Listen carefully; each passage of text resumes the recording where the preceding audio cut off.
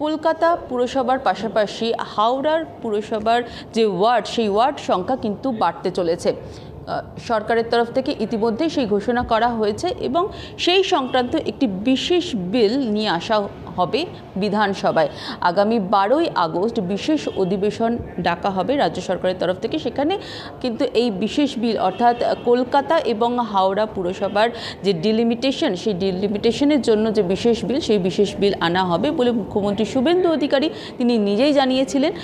কী কারণে এই বিশেষ বিল আনা হচ্ছে, সরকারের তরফ থেকে কিন্তু আগেই জানানো হয়েছিল যে সাধারণ মানুষ বা সাধারণ নাগরিক যারা রয়েছেন তাদের কাছে সরকারি পরিষেবা যাতে আরও ভালোভাবে পৌঁছে দেওয়া যায়, সেই কারণেই কিন্তু ডিলিমিটেশন করা হচ্ছে।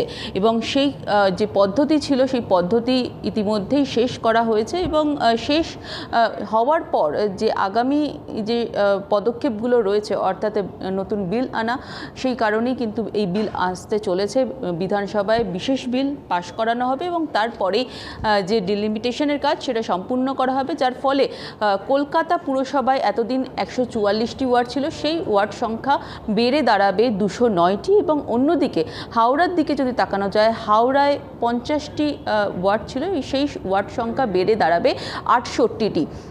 মানুষের কাছে পরিষেবা পৌঁছে দিতে চাইছে রাজ্য সরকার এবং সেই কারণেই কিন্তু এই নতুন বিল আনা হচ্ছে বা এই যে ওয়ার্ড সংখ্যার পুনর্বিন্যাস সেটা করা হচ্ছে, এমনটাই কিন্তু রাজ্য সরকারের তরফ থেকে স্পষ্ট জানিয়ে দেওয়া হয়েছে। যেটা সূত্র মারফত খবর, প্রত্যেকটা ওয়ার্ডে 15,000 থেকে শুরু করে 16,500 পর্যন্ত যাতে ভোটার থাকে সেই দিকেই কিন্তু নজর দেওয়া হবে, যাতে পরিষেবা সবাই ভালো মতো পায়।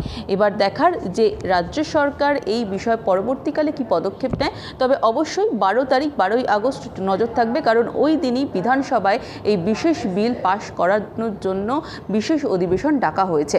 ভিডিও জার্নালিস্ট শ্রীকান্ত দাসের সঙ্গে Priyanka Aich Bhowmik, news time Bangla digital.